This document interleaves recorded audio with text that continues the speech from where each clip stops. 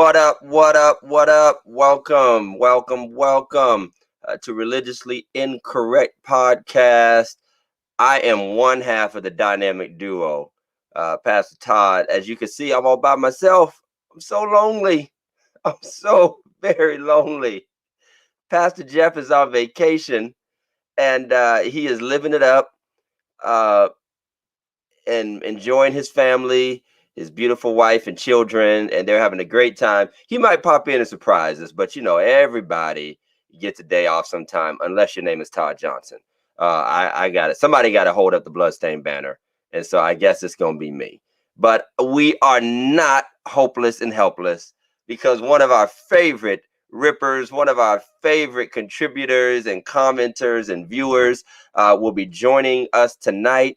Not only is she a pastor alongside her husband in Brooklyn, New York, but she is one of our wonderful Berean servants, my Berean sister. And we're so glad to have her with us. So I want you to welcome our special guest co-host tonight, Pastor Reverend Tatum Osborne. Give it up for our guest pastor tonight. How you doing, Reverend Tatum? What's up, Pastor Todd? I'm good. What's up? Everything's all right in my world tonight. Everything's all right, man. How has life been going for you over there in the NYC? What's going on? Listen, I can't complain. Listen, first of all, let me just say this. My Knicks are on a nine-run winning streak, so everything is good. We're no longer the black sheep of the NBA for now. Let's pray it stay that way. It'll come back. It'll come back to normal. Don't worry. We're praying. I think the tide has turned, but everything is good. I can't complain. Brooklyn is Brooklyn. It's going to be what it's going to be in New York, but everything is good. I'm loving it. Well, we thank you so much, for joining us and stepping in with us again. For everybody joining us, tapping in, please like and share this video. Give us your comments. Let us know you're watching. Tag somebody and tell them to tune in. We're having a special conversation with our guest co-host, Pastor Tatum, and she is a part of the crew. Pastor Jeff, of course, is on vacation, enjoying his family, and we're very happy for him. He announced that he and the wife are with child, and they're trying to get it in before it all comes down. And I said, bro, you can have all that baby stuff for the both of us, because I won't go back. I can't go back. You don't want to do it again, Pastor Todd? Not one more time? I couldn't get the wife to do it anyway. Boy, I'd be bunking up at Bishop's if we try that again. So it's just going to have to be what it be. But welcome, everybody. Hey, Sister Whitby, Lady Dela Cruz, so good to see you. Sister Tate. Jameson, my man, good to see you again. Tap in, tune in. It's another Sunday night. We're at the end of April already. Over here in Ohio, it's kind of an overcast day, but we're about to be in the 80s. This week. So, I'm gonna pull them biker shorts out and go for some bike rides around the neighborhood. So check it out. The story that I've been watching the last 2 days, last 48 hours, is the homegoing services of the brother bishop, rapper, actor. He's about to be an apostle by the time we get done with him. Apostle DMX, the Right Reverend, the Honorable. Now, this is in your neck of the woods, Pastor Tatum. What's going on? The funeral was right here in New York. They took over Brooklyn, and it was a sight to see. I mean, motorcycles, high wheelers. I mean, driving down the street, the casket on the back of a big old truck, just riding down the streets of Brooklyn. It was something to see. But like with everything, like with DMS, nothing can happen without some controversy. Got to be some controversy. Got to be some mess. Listen, right now, we have a certain preacher in our city. I guess the family had asked him to say words at the private service today, and the host church, which is a very popular and big church here in New York, CCC, Christian Cultural Center. A lot of people know who the pastor is, Pastor A.R. Bernard. from my understanding, the preacher received text messages from the staff of CCC, the family, saying that not to allow this preacher cannot speak at the service. Oh Lord. Oh Lord. And so that was it. So now this preacher is on social media. He's been on there all afternoon, just going. No, he's not bleeding on the people, is he? He's not bleeding on the people. He's just out there telling the story. He's smudging blood everywhere. Oh Lord, we don't need that. It's COVID out here. We don't need this. We don't need these contaminants out here. But it's unfortunate. But haven't we all been there? There is always. I've had my share of controversy, and it's an emotional time. And there are individuals. I don't want to say they're hungry for the spotlight, because I think that's kind of a misnomer. They're not always hungry for the spotlight, but they just had an expectation, especially if somebody asked them to be a part. Right. And then you get, conflicting information, and somebody blocks you. It's little hit to the ego. Little. Yeah, and I just think how much license does the host church have in interrupting the family's wishes? Well, I've seen it. How you deal with that? And some of these brothers take this. Hey, this is my church, my pulpit. If basically, I had a brother in our own city. That there was just a disagreement at one point, and we just didn't see eye to eye on something. And he came to a funeral at my church, and he really played it up. He's sitting in the back pew, kind of a thing, and the usher's like, Pastor so and so is here, and I said, well, come on up, brother. And this is before the service. It's not public. It's not. And he comes up all puppy dog. I don't know if I'm welcome. I'm like, bro, come on, man. I mean, he's much older than me, and I'm like, I still respect my elders. Minor things that may occur in life. But there are some people who take it very seriously, and for whatever reason, and who knows, maybe the reason is justified. Maybe there is something known or something going on that we don't know. And pastors, and pastors, and we have to make decisions people don't understand. Right. Sometimes. And the funeral atmosphere doesn't make it any better, because people are already charged up. They already charged, and it was a person of notoriety. So that alone, and the pressure and all of that. So it's just been a mess, because the individuals simply said, oh, they didn't want me because I went to prison before. Now see, and so he's assuming that that's the reason why.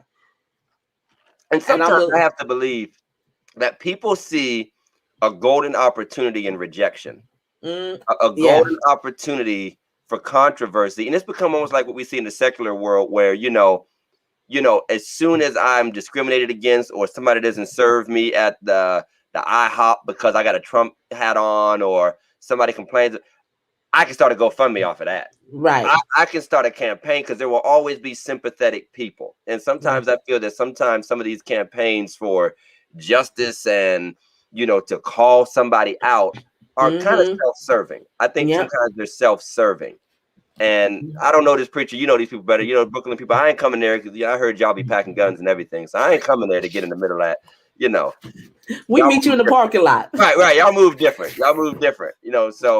So we don't want to get in the middle of that. But I hope everything goes well. I do have one more thought before we go.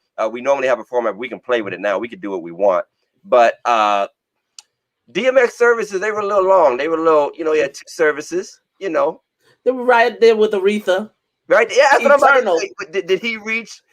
Somebody needs to tell me who watched it all, because I didn't watch all of this. But was this the secular version of the Aretha funeral, where it just went on and on?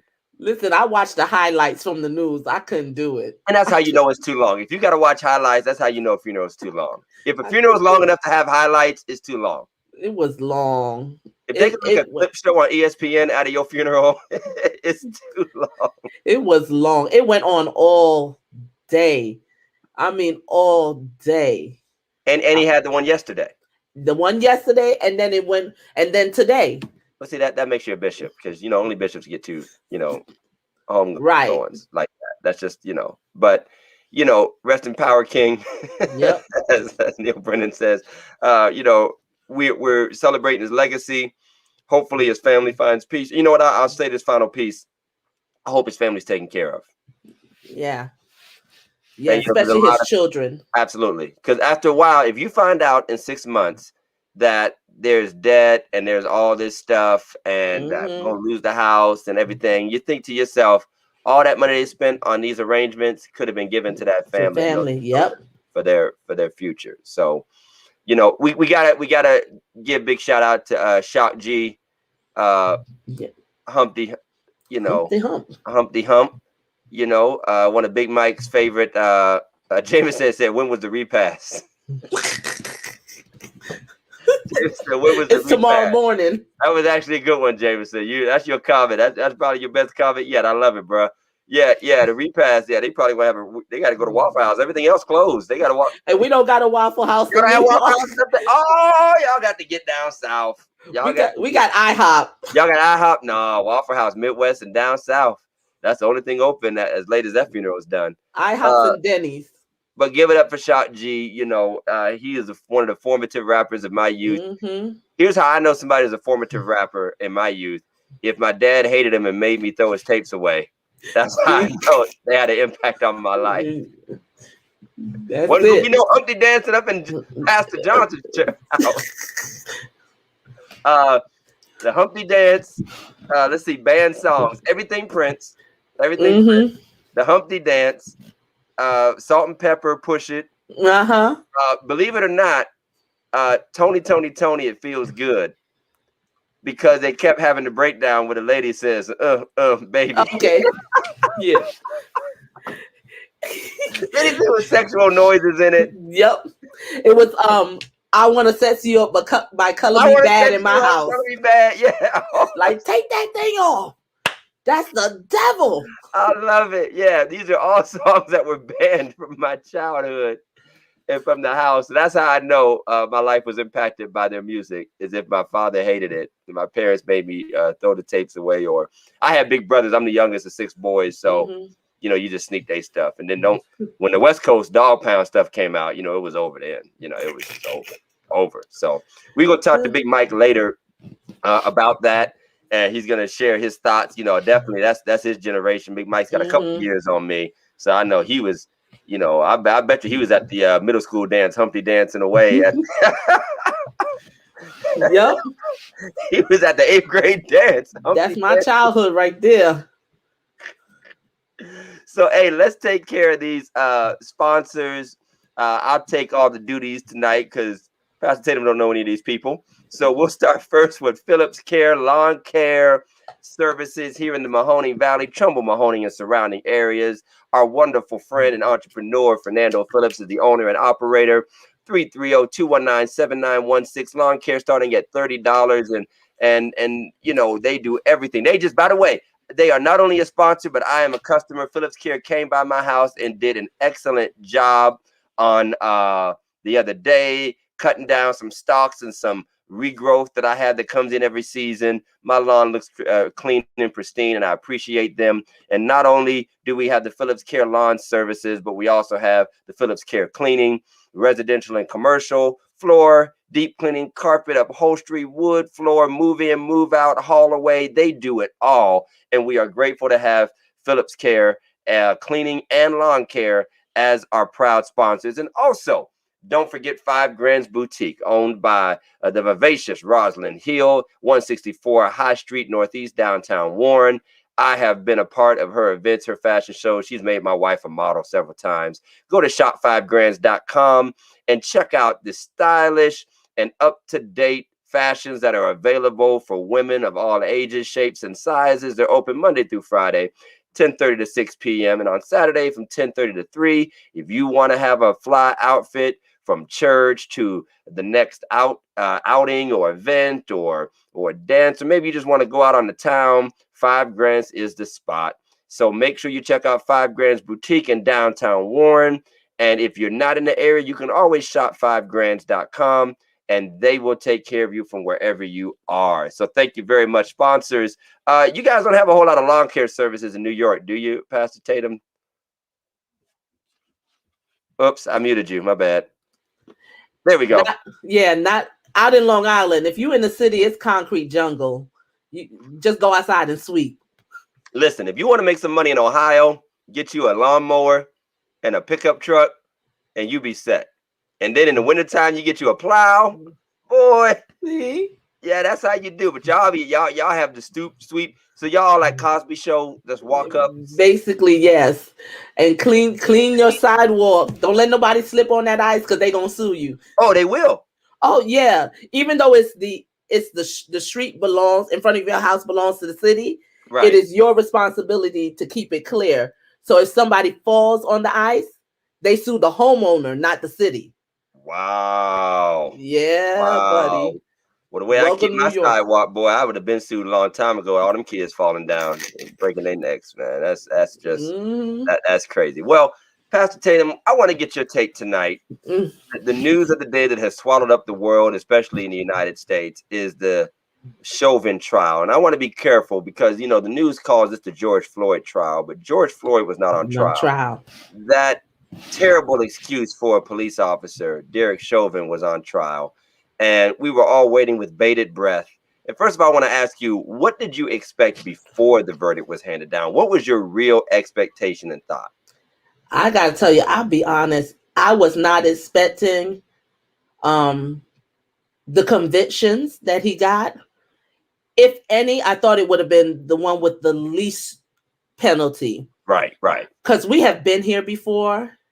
We have been in what we would think were cases that had proven, the case and gotten disappointed time and time again. And I think, just being victimized like that over and over again, you kind of set yourself up to, in your mind, say, it's going to be some of the same old thing. And so that's what I thought. Even though I was holding my breath and I was nervous, like, oh Lord, what are they going to say? I still was like, he's going to get off. If he gets anything, it's going to be light. Wow. And it really is a sad reality that the expectations of Black America are so low of our justice system and the court proceedings and processes that most of us we're wildly surprised to hear guilty 3 times. I had to explain to my children, like, you don't understand. I mean, they're watching, they've watched through this with us, and we don't subject them to, number one, hatred, and even trauma, watching the videos and all. And of course, my daughter's getting a little older, so I can't control what she might see on YouTube or whatever. But, well, I can, but, I try to let her see a little bit of the world. But they were watching it with me, my 2 older ones, and I was explaining. Then the younger one walks in, and they're not dumb. They understand that there are police shootings and that there's a trial. And everybody's been saying George Floyd's name. And I grew up, Rodney King was what, 91, 92 out there, and I was about 9 years old at the time. And I was well aware. I had them grandparents that watched CNN all day, every day, and I understood what was going on when they were found not guilty and the riots broke out. And there was all that terror. And unfortunately, the country was bracing for that. And there's a reason for it. People talk about rioting and the destruction. Of course, we do not approve of rioting for rioting's sake, but we also understand that fed up people are fed up people, and the legacy of this nation is when you don't like something, you tear something up. The white folks are doing that. If they sports team lose a championship game, they tear something up. So they did it last week. Some English team got when the Knicks lost. won the game, they tore something up. When the Knicks they tore it up. But it's just like I almost equate it to someone who's been abused or victimized over and over again. So when the other side tells you it's going to be different this time, you really don't believe it. Because you said it before and you still abuse me. So the system does. That's what the system does. Absolutely. And I was interviewed by an outlet. And of course, I'm one of the guys on their short list of, here's the Black leader reaction, when something happens. Right. And, they got me on speed dial, like, call the Negro leader. So I get the call. I do the Zoom on Saturday, and one of the last questions that and she's a wonderful young lady. She interviews and gives us great coverage on things that we like. Once again, local news is real easy to get you a story. And if you move to Ohio, you just be a celebrity just by passing out a bag of groceries. But she asked me what I thought about LeBron's comments and how the Columbus shooting, which we'll get to in a second, and he goes, "You're next," and it's a big blow up because all the facts weren't out yet. People thought that was very aggressive, a star. And my basic, first of all, I wasn't going to take the bait of a black man criticizing another black man, number one. Number two, I said, after 400 years of oppression, if the worst thing we can do to you is say something mean on Twitter, right. if the worst thing that we can do is say something perhaps unwise or a little inflammatory, it will never compare to hundreds of years of oppression, degradation, slavery, injustice, and we're still living in it today. And on top of that, now you're trying to police the tone of the people who are being victimized. We're in a mess, and sometimes messy things will be said while you're trying to get out of that mess. That's it. So I'm not gonna focus on a few comments. I'm gonna focus on the process, the protocols, the policies that actually dictate the mess that we're in right now. And LeBron took his stuff down and all of that. But with this, the same day, you had the young lady shot in Columbus. Then there was a story of a guy in North Carolina. There were like 6 different shootings. So what do we say to this? Is Chauvin just a one-off? Is he the sacrificial lamb? And what are we looking at? And that's the thing that I fear, that because of the season we're in and the tenseness of all that we went through with dealing with the racial issues last year, that Chauvin is basically let's give this to them to appease, and hopefully maybe stuff will settle back down where we like it. Because I don't know if this will be replicated somewhere else. Right. Will it be replicated? I don't know, because it's so systemic and deep rooted. You have to change the culture. Absolutely. One win is not the whole victory. Right. You just that part of the battle right there. But let's see, does it translate to North Carolina? Right. Different cultures. That's South now. Right. Will it translate? So I really honestly don't know. We were down by like 1,000 points and we just finally scored a basket. Right. And, we had a whole Super Bowl celebration over that. And I actually was listening to the New York Times podcast. I listen to the Daily every day on Spotify, and they were saying that actually the conviction of Chauvin might actually make it harder to pass police reform, because now some people in power would say, see, the system works. A guy got convicted. So, maybe if it's as clear cut, which, by the way, here's the other part we have to acknowledge. Chauvin got convicted because he sat on a dude's neck for 9 minutes. And it was videotaped for all the world to see. Live. It was drawn out for everyone to watch the life of a non-combative, at least after he was subdued, individual. Whereas almost all of the other incidents are shootings. So what do we really feel we're going to get justice with the shootings? Because the shootings, they can still say, is a split-second decision. It is an issue of safety, preservation of life, feared for the life, immediate threat, and I had to neutralize the threat. So Chauvin, in a way, is really an anomaly. And I think really we have to see a police shooting get convicted. That's it. Because if you couldn't convict the officer for Tamir Rice's death, a little kid playing in the park with a toy gun, I don't expect you to convict somebody for shooting them while they're running away or driving away. Like the other day, the guy was driving away. Yep. And he shot him in the back. Right. He's driving away. He's no threat to you. But so I think the cases are different. Right. Most of them involved shootings. This one was actually somebody physically suffocating the life out of somebody while we all stood there and watched. Right.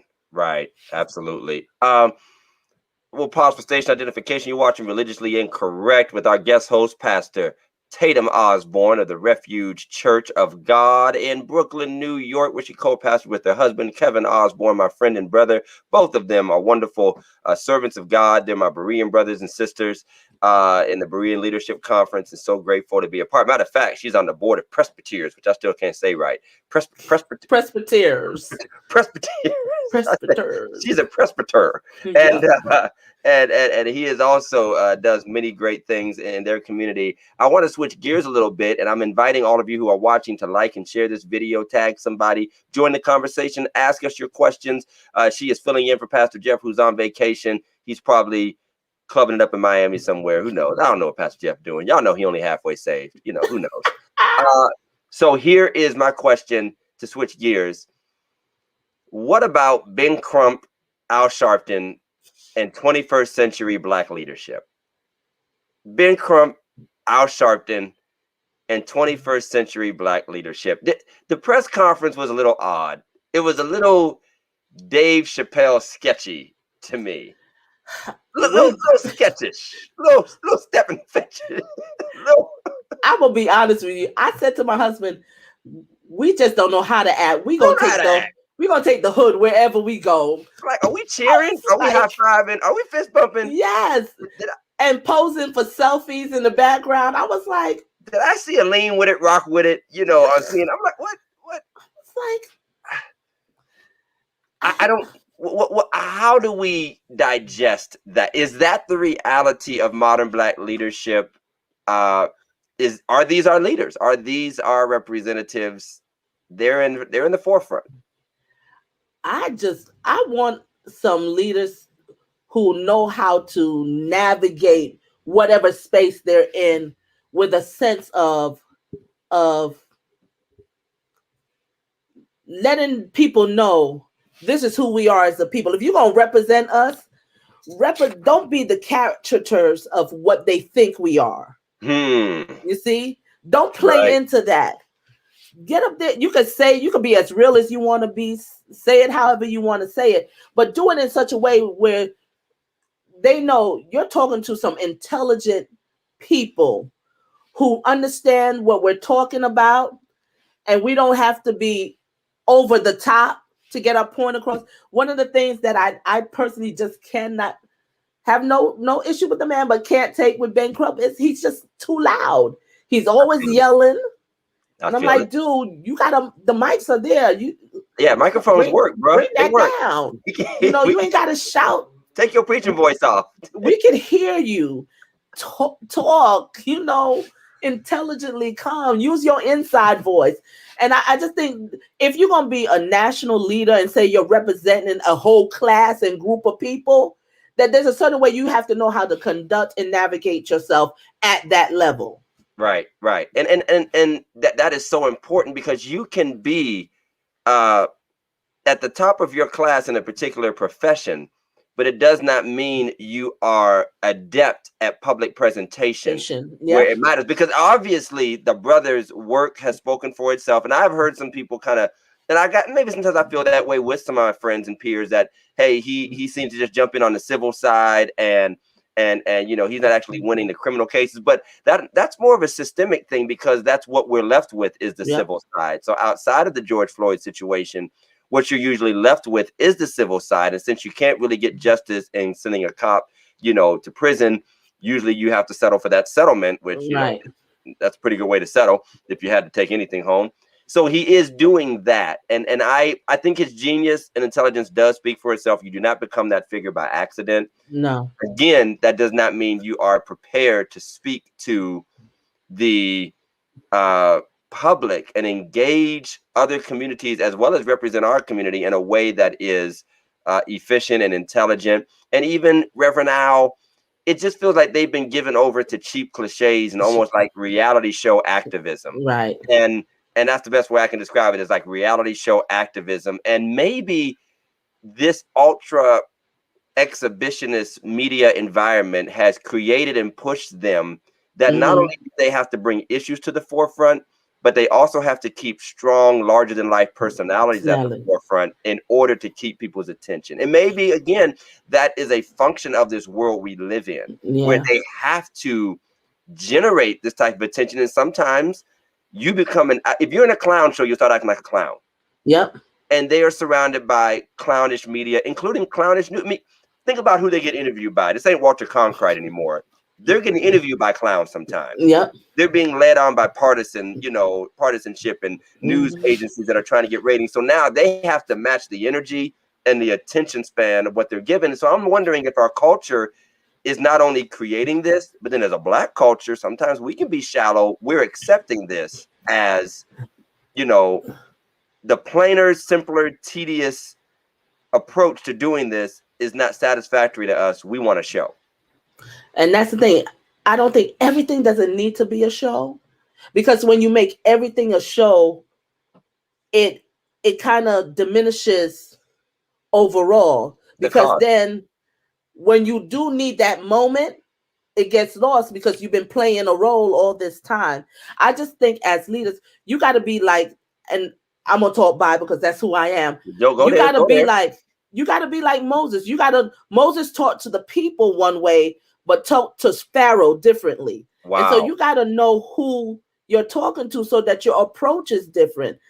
You can't get up in front of the mass media who is already prone to ready to twist your words and to fit their narrative, and then just play right into that. Right. Because it doesn't help. And I just was like, okay. And they had them on there I thought they were gonna cut them off. What else is there to say? They kept them on, and they was cutting up, and I was all right, like, now we're gonna tap dance. Now my daughter's gonna do a mime. And they calling this one, come talk here. Yo, Pookie, come over here. And I'm like, they using the nicknames, and I'm like, so I guess my thing is, we have longed so much for Black culture to be accepted, and sometimes, there's some stuff that's for the family. Yeah. There's some stuff that's for the reunion, but it's not for the public. And I think sometimes we're so eager to share that stage, we forget that everything isn't for the stage. Right. And I guess the question I want to ask you is, as much as we might look at this and say, this is over the top, this is outlandish, are they giving the people what they want? The people have not rejected this by and large, this approach. You know what I mean? There's some criticism, but the masses have not rejected this. I think at this point, because we have been in this place as people, most people just don't care no more. It's like, whatever, do what you want. Yeah, just get results. Just get results. Just get results. I don't care how you do it. I don't really care what they think anymore. As long as you're giving me results. So I don't think it doesn't really matter to most people. Okay, you could be all crazy as you want to. Is it working? That's at the end of the day. Is it working?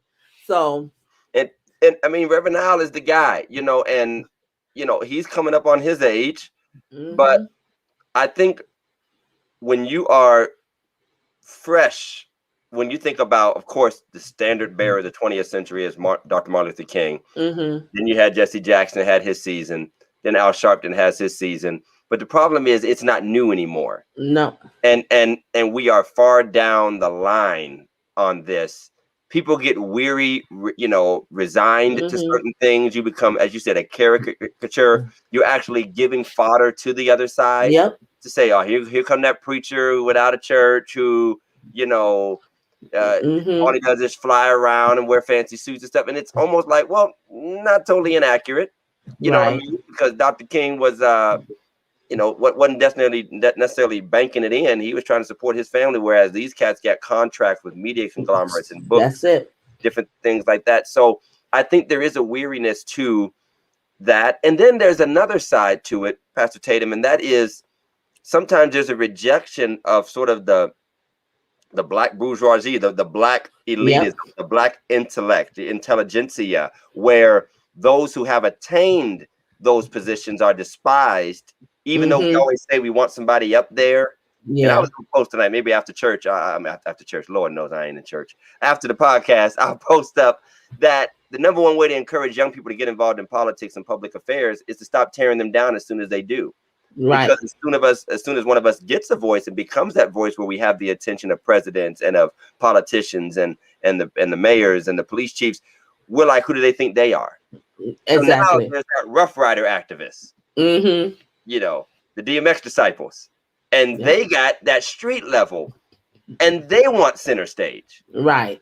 So how do we balance that as Black people, clergy? Maybe some folks are church folk, some folk are very much not church folk, and they're kind of pushing back against that. How do we balance those extremes and those dynamics?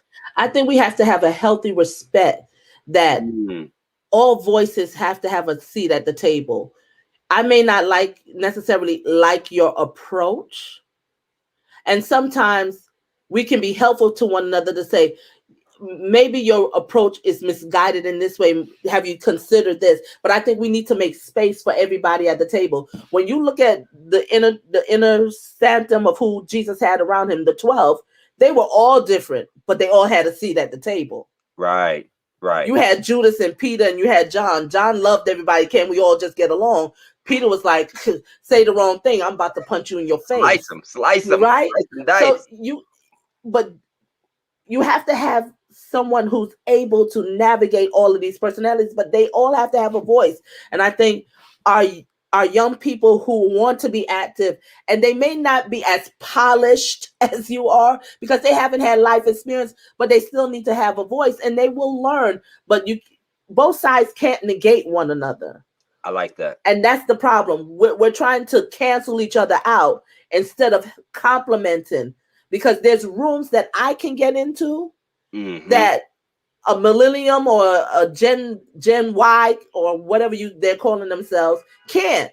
And there's voices that they can speak to, ears they can speak to, that will never listen to me.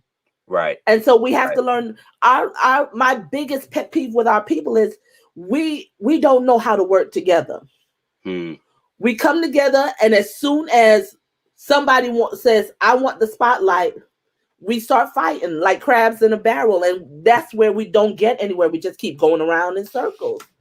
But we have to respect each other's seat at the table. And I'm that guy. I joked about it today, in church. I said I used to look back at the so-called Black leaders, or whoever it was that was always called upon, whoever it was that always got the news clip or whatever, until I became that dude. Yeah. And I'm like, you don't really ask for it. It becomes a role you grow into and learn, but also by way of being a pastor, which automatically makes you a leader in the Black community. You have such intimate involvement with the families and what's going on in the community, but you also end up having a lot of engagement with the broader powers in your community. You do represent by default, and you're trying your best to represent your people. When somebody's sitting at home watching that little 30-second blurb, that somebody, the news media called me, and they're sitting at home like, why didn't they call me? I'll give them the real. I'll tell it like it is. That's kind of sort of why they didn't call you, number one, because they don't want to have to pull out the bleep button and do all this. And get fined. Yeah, you barking at the newscaster and everything else, and we'll burn it down today. And we don't understand, like, there is a decorum. And we have a lot of young, fiery activists and people who are concerned about their community, and they are just as intelligent. Their ears are definitely to the ground. They're coming from the grassroots, coming out of the mud, but at the same time, they're not speaking the language of the power brokers who can make change. And sometimes you don't understand that there is a place for public pressure, street marching. Yeah, we need the rough. You need, as one of my mentors would say, you need the Malcolm and the Martin. Yep. Malcolm might push them to Martin, but you can't, like you said, cannibalize each other and say, okay, I'm going to make an enemy out of the system and my Black brother or sister who happens to be trying to fight the same system I am from a different angle. And so because he's the suit wearer and I'm the Timberland wearer, I'm going to hate the suit wearer because that's how he moves in boardrooms and I move on street corners. And you're right. It's about respect. Black people, particularly, and if we're going to get things done, because honestly, the system will play on our divisions. That's it. They definitely will divide and conquer. They can't wait to feed into. I've been saying this as a theme. Mike's probably tired of me saying this during the podcast. Even some of the memes and some of the negativity we see, it might not be coming actually from those individuals. It might be fed and filtered through them or to them. They see something like, oh yeah, that is right. Them preachers just be taking all our money, and now they're sharing that stuff, and there's that toxic feeling, and so now there's this distrust that's been engendered from outside of us. And now again, Reverend Al gonna die one day, and we're gonna be looking like, okay, so who's the voice that's gonna speak? And that's the question: who is the voice? We don't back in the day, because we had such strong leaders in the community and civics, you could pinpoint in different areas, oh, this is the person here that is the voice in this area in Montgomery or down in Atlanta. We don't even have that now. And we have more connection through social media, but we got too many voices talking. Too noisy. You're right. Some people just need to stay quiet. And honestly, I'll add something else to it when it comes to leadership. And I'm guilty of this. Dad did put something up about how we got to be careful when we post up, secular. I saw it. People might not, I'm like, I need to check my timeline. I did the same thing. I was like, ooh, did I post something? You talk about me. But not only are there too many voices, but there's much more commonality outside of the cause. Mm-hmm. Meaning that, let's say Jamal Bryant is one of the voices, or a Ben Crump is one of the voices, or Sean King is one of the voices. Problem is, they on Facebook sharing memes and jokes and chopping it up. And it's like, if you talked about Dr. King, you was talking about the movement, and that was pretty much it. You were talking about nonviolence, civil rights, whatever. You could be talking about nowadays healthy eating, that preacher whose teeth fell out during the sermon, who won the game. And we're all in this common space where we've talked about, how we talked about even in our generations, we're more common with each other than we used to be. Yep. And I think that commonality robs the potency of those individuals who would be voices, and they are voices, but they're also given voice to just about everything else too, And Officer Brown, my good friend, retired officer Timothy Brown, who's from the city of Warren, and he's a wonderful Christian brother, asked, have both groups ever sat down and conversed on how to address the issues together? That's a good question. Even if they came into the room, I think we have a tendency of, when we're coming to moments like that, of coming with, I got my agenda of what I want to say in the back of my mind, and I just came to get my point across. And I think we talk, but we don't listen to one another. We talk at one another, but we don't listen to one another. And sometimes if we would stop and listen, we can hear the intent of the other side. Right. And so I don't even think even if they've had that conversation, it was not what it could have been or should have been, because everybody seems to be so stuck in their corners on their points and agendas that nobody wants to reason together. Nobody wants to come to a common, okay, is there space for us to compromise? Can we take a piece of your plan and a piece of your plan and piece that together and work together? I don't think they've done that. And I love that. You're right. Everyone might come to the table, but they still have their loyalty to their own corners. And I would suggest observing, because I have been a part of conversations like that. Matter of fact, for one Black History Month, we did a special program, and the point was to bring together into one room at one of our local YWCAs, like community room type deal, all of the Black groups who represent different fashions, including like our local chapter of NAACP, our local chapter of, we have the A. Philip Randolph Institute. They do voting rights and labor rights and all of that. But it's not so much are we conversing, but are we continuing? Yeah. So after there's a conversation, mutual respect, whatever, that moment, that little, like, are we building relationships and really spending time with one another and finding strategic partnerships that will last the long term? And the fact that, from practicality's sake, you're just still, if the 70-year-old member of the chapter of the NAACP is still going to hang out with her 70-year-old friends when this is over.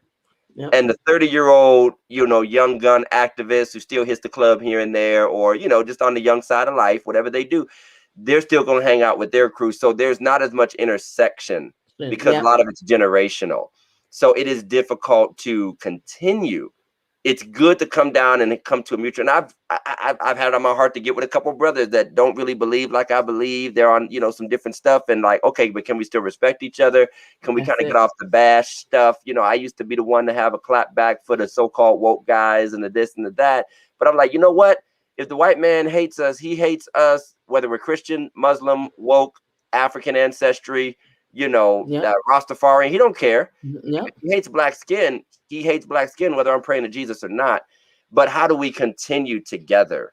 And that is a challenge, again, from practicality. It's like, you can't expect, I'm not going to go play bingo every week. And, not to be Right. funny, but, I'm not about to. True. And that street dude, they come into Revival every week to hang out with me either. It's just not But how. it's finding the places where we can intersect. Right. And and creating those environments, that there has to be moments and times where we can come together and not just stay in our corner and say, oh, like, oh, y'all had y'all time, y'all that don't work, that or y'all don't know what y'all talking about, y'all wet behind the ears. And that's the thing that gets me. We, instead of seeing where we can help one another, we kind of bash one another. And so then that takes the wanting from a person. If that's how you're gonna treat me, I don't want to do nothing with you. I feel it. Just Right. like bump you. Right.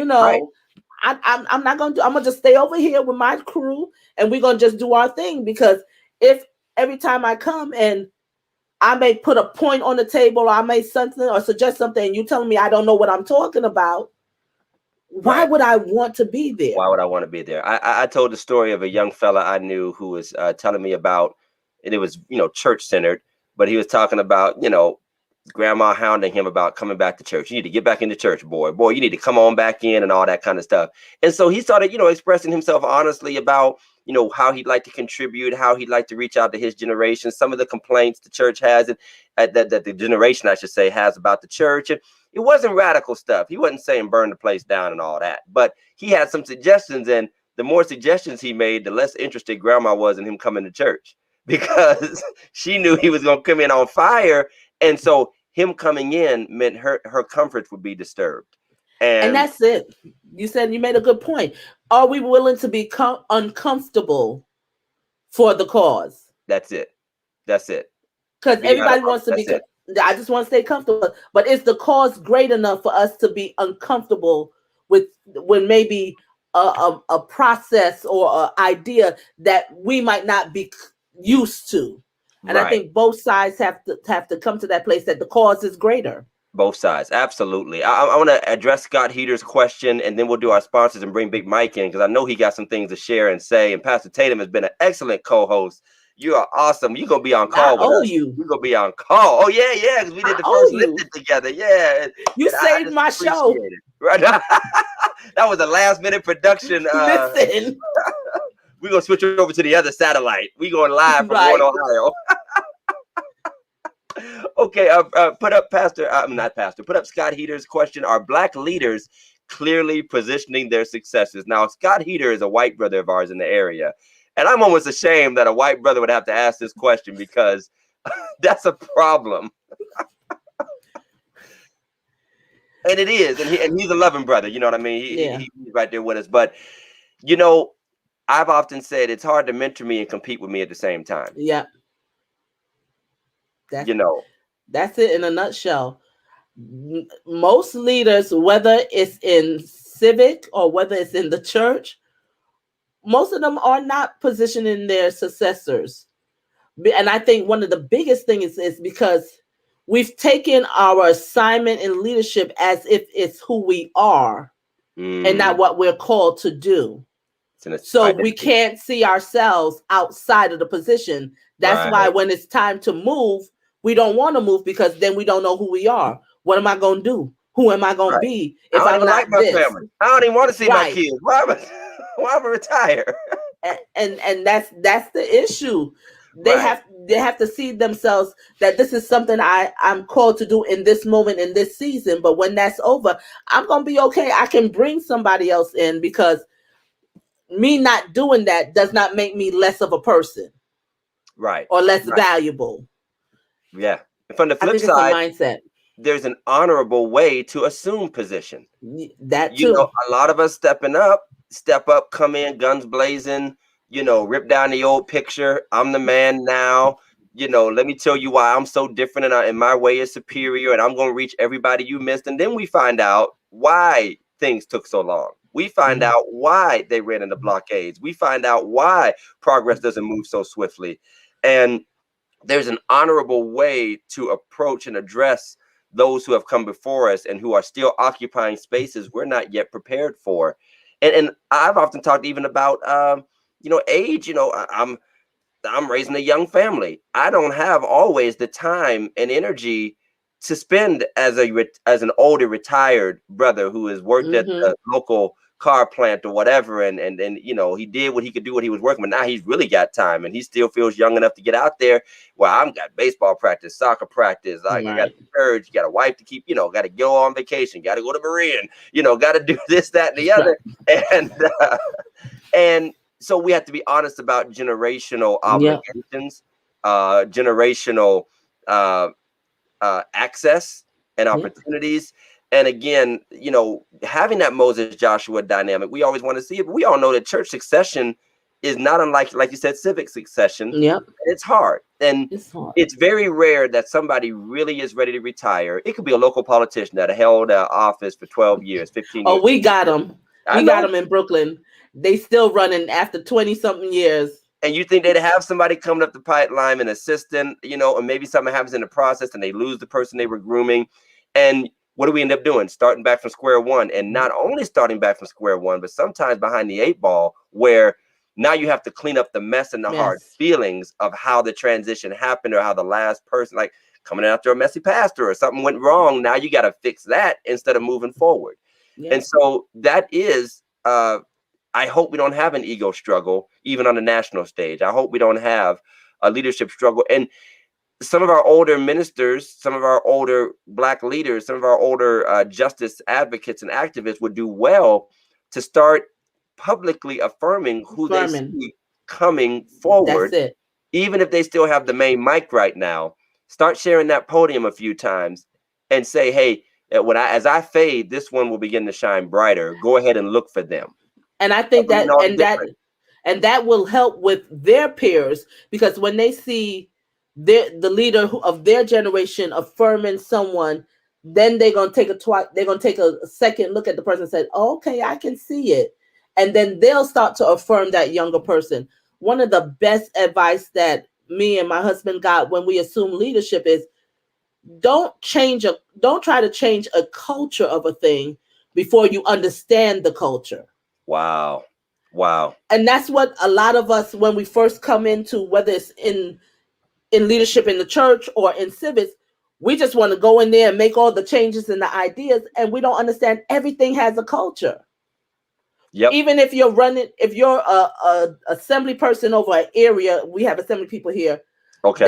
That part of Brooklyn has a culture that's different from another area in Brooklyn, and you have to understand the people that you're serving, whether it's in neighborhoods or in the church. Everyone has a culture, and sometimes we can be so zealous with our ideas and, oh, I got this grand plan, and before you even get the people behind you.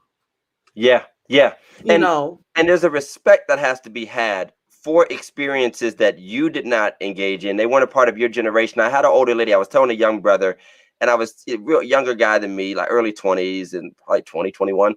And, very cerebral, very feeling, a lot of explanations and philosophies for that. And I told him the story of an older lady from my church who said, look, just because you guys talk so much and have a platform to talk so much about things and certain issues that have come to the limelight, don't think we didn't discuss those things too in a different way. We might not have had a Me Too movement, but please don't think all of us Black women were just running around getting messed around on and abused and molested, and we didn't have support groups, and we didn't have advocacy, and we didn't have breakdowns with one another and take each other. We didn't call it that. We didn't have hashtags. We didn't have the same mental health and emotional health kind of labels that we have now. But don't think we were just running around trying to pray it out and shout it out. Y'all, and she was telling me, you all corner us as if we don't have intelligence, as if we didn't have degrees. And there is a generational breach culturally, that there are a lot of those of us in our generation and lower than us who don't really know where our parents and grandparents come from. And we assume that they just basically dropped the ball. Right. And left us to try to clean up, when really we wouldn't even have a voice to speak and a platform to stand on if we weren't standing on their shoulders and crawling on their backs right now. That's it right there. Whether in the church or civic, we are building on another man's work. Somebody was working before we got there. Somebody plowed that ground to get us to this point. Right. And you got to respect that. Absolutely. Let's hit these sponsors and bring in Big Mike. I know he's got something to say. I know he wants to tell us about Shock G and talk about what we've been talking about. So again, from the Phillips Care family of businesses, I told you about brother Fernando. I'll tell you about his brother, Mike Phillips, one of our local heroes, wonderful young man who I'm blessed to know as a friend and brother. He runs Phillips Care Training here in the Mahoning Valley, and they are the proud new owners of High Street Fitness at 277 South High Street in Cortland. That's right in the northern part of Trumbull County. You know where it's at if you live in the area. They're running specials for new clients. If you want to get fit, get right. We had a joke around here in Ohio where we were in the 80s like 2 weeks ago, and then the snow started coming. And one girl said, God knew our summer bodies weren't ready yet, so he brought winter back so we could have some more time to get it together. But Mike will get you right. Visit the High Street Fitness Facebook page or call Mike at 330-984-7632. And if you want to be worked out, he will work you out in, up, and down. And he is a professional at what he does, and we appreciate him. Of course, we go back to 5 Grand's Boutique at 164 High Street Northeast in downtown Warren. They are Pastor Todd approved. My wife's got a few pieces from there, and she always looks beautiful and elegant in her 5 Grand's gear. You can call them at 330-394-5000 or visit them online, shop5grands.com, and see what they have available to you for all types of events and outings. Ladies, go get your gear, your accessories, your formal wear, your summer wear, Monday through Friday, 10:30 a.m. to 6 p.m. and Saturday from 10:30 a.m. to 3 p.m. Again, the wonderful and vibrant Rosalind Hill is the owner operator with her daughter Tiffany, and you will be pleased with your selection. So thank you so much to our wonderful sponsors. And I got to say again, thank you to Pastor Tatum for being our guest host. I wish I could be at Universal Studios and talking to the Hulk and Mickey Mouse and all that stuff. But right, next best thing. And thank you for being on with us. We got our producer, Big Mike, and I want him to pop in and just give us his thoughts, his questions. You got a rapid fire or some comments you want to make? What's happening, Big Mike? All right. How you guys doing tonight? Doing great. Wonderful. Good. Hey, Jeff just texted me, man. He said he's on the beach swimming with the dolphins. See, this cat ain't right. Figured I'd throw that in there real wrong. quick. Tell him to bring Flipper home. Wrong. Pastor Tatum, first let me say it was very nice to finally meet you. Pleasure. You know, for those of you who don't know, Pastor Tatum is one of our top fans. She's there every week. She's commenting, she's sharing, she's representing Red Nation. Listen, this is how I debrief from Sundays. That's it. This is Sunday night service. I let it all out on y'all. Like, these Negroes got on my nerve today. I got something to say. Dig it.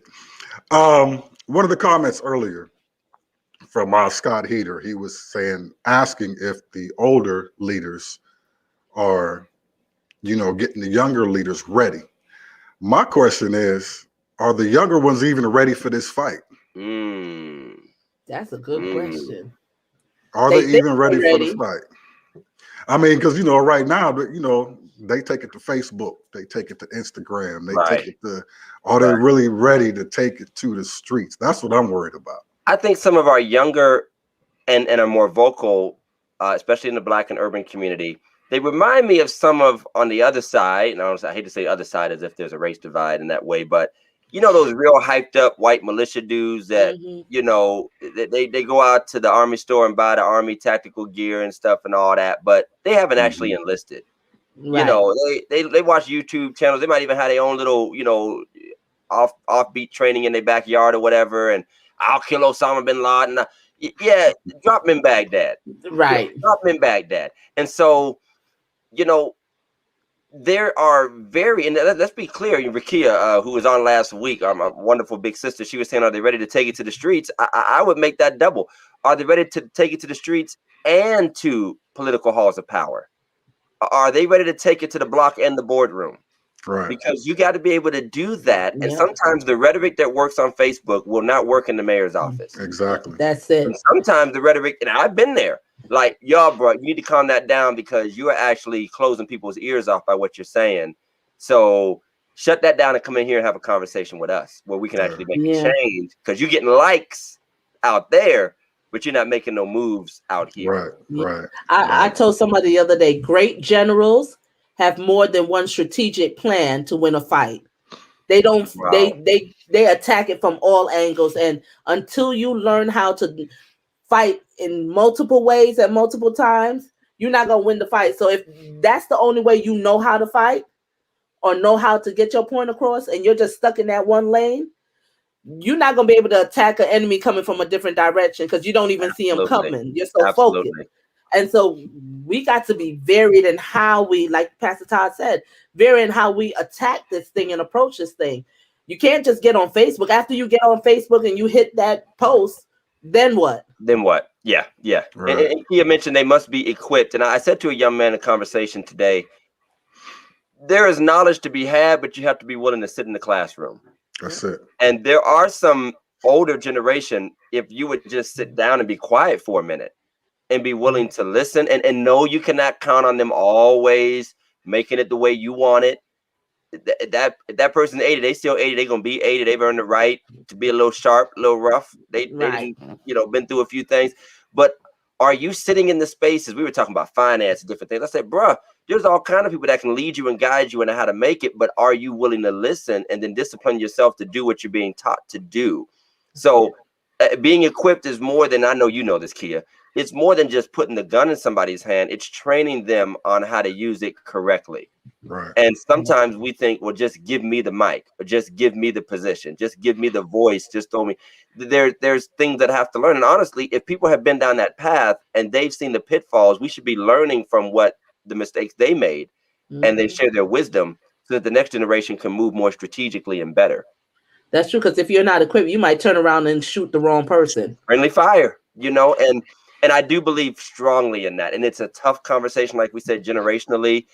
You have to be willing to learn. Are there resources available? Is there wisdom available? Are there people who would like to tell you how to make it in this political space, how to make it in the street space, how to make it in this advocacy space? Yes, but are you willing to listen? That's it. How is you feeling, Mike? Right. Well, you guys already touched on Shock G. I'm not going to elaborate on him now. I just want to say he was more than just Humpty. Everybody know him for being Humpty. He was way deeper than that, but I'll let that go. I'll let it go. Next week we have a special guest, my man Michael Walker from Warren, Ohio. He's going to come in and talk finances. Actually, what he's going to do is break down finances so that everybody can understand it. I know sometimes where the money resides, where that loot at, where is it at? But yeah, he's going to come in and talk to us about finances. Basic financial terms. I know a lot of times we hear these phrases and words and we have no idea what they mean. So my man Mike Walker is going to come on and break it down, and hopefully everybody can learn something from it. So tune in next week, 9 o'clock. We're looking forward to it. So Pastor Tatum, what are you looking forward to in the rest of 2021? I mean, what are you? Listen, I just want a vacation. I want to be like Pastor Jeff. I just want to go somewhere. I just want to get on a plane and go somewhere. Yeah. Basically just trying to, because I know for a fact that what was church before pandemic is not what we're going to look like when we fully come out. And so just really working to adjust our church to what that new reality is going to be for us, and how we continue just to serve the community that we're in and the people that we're in, that we're called to. So that's basically it. And live life. Right. Now, I need a show, and we might have to make you a part of this panel, Pastor Tatum, and that is, we keep saying it's never going to be the same, and it's going to be different, but nobody's giving me specifics. Besides the fact that more people will watch online, and, I get the attendance thing, and there's a comfort with online ministry, but like specifically, which so a lot of us have already been doing. We already have this hybrid. We got so-called online members, people that tune in faithfully, and you get your online giving up and all that. But to me, that's all just par for the course with COVID kind of jump starting what was already a very, very slow evolution. And now we had to all flip over right away. But is somebody really going to do? I mean, I've seen a couple models. I've seen the studio model, and people doing that whole deal. Is that what we mean? What exactly do we mean? I think we need to kind of unpack that with pastors, talk about realities, what it is and what it isn't. and maybe not even like overhype, because some people will go back and they're not gonna like just die immediately, because if folk want to be at that old way that it was before, they just gonna go and be there. It might not be the cutting edge thing, but 9 times out of 10 they weren't before anyway. Right. So a lot of that's gonna just be what it is. But I am interested to see how this all pans out for all of us, and what it looks like. I just got word, I was about dancing in my office, that we had a trip to Jamaica planned through Loch Carey missions convention that I'm a part of, and it is back on for this October because they canceled it last year. So I get to go to Jamaica, and I guess we're supposed to be learning, but I'm gonna try to get to the beach as much as possible. I'm heading to Vegas. I'm out. I'm like, Bibles work on the beach, don't they? Don't Bibles work on the beach too? Bibles working on the beach, in casinos, you name it. I'm like, I'm out here trying to see if I can walk on water. But yeah, I mean, so I do want to get back. Do you know, by the way, let me get a Berean exclusive. Are we gonna be in person or what? We don't know yet. It's looking like we're going to be hybrid. So I'm gonna hybrid myself to Columbia. Yeah. Until that's technically what Bishop is saying right now. Hybrid. He might change his mind. I'm a hybrid my tail down 71. Right. So just look out for it, because right now, basically, it looks like it's going to be in person and virtual, but in person will be limited. So it's going to be first come, first serve. So you're going to want to jump on it as soon as it comes out. I feel it. That's a Berean Presbyter hybrid. If you get rebuked for spilling it, that's on you, though. That ain't got nothing to do with me. I'm going to blame Todd. I'm like, Todd made me say it. I'm going to throw you under the bus. Todd made me say, I'm going to throw you right under the bus. I don't need the phone calls. Well, Pastor Jeff, we want you to be safe. We miss you, man. We know you're enjoying yourself.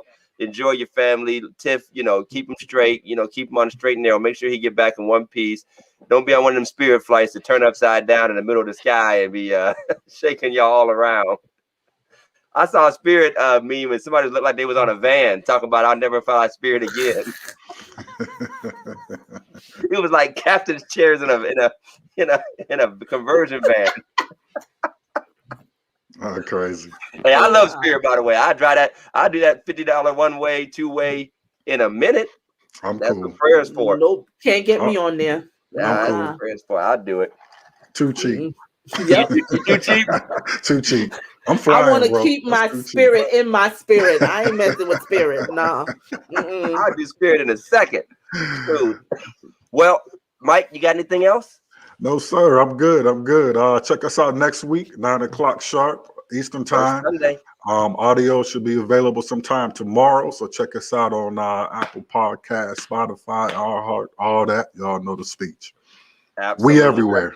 Pastor Tatum, stay on. We thank you. Any last thoughts? Any last words? Just be good and live life, y'all. That's it. Well, stay on for a second. Mike, take us out. We appreciate y'all. See y'all next week. Peace, sure. So.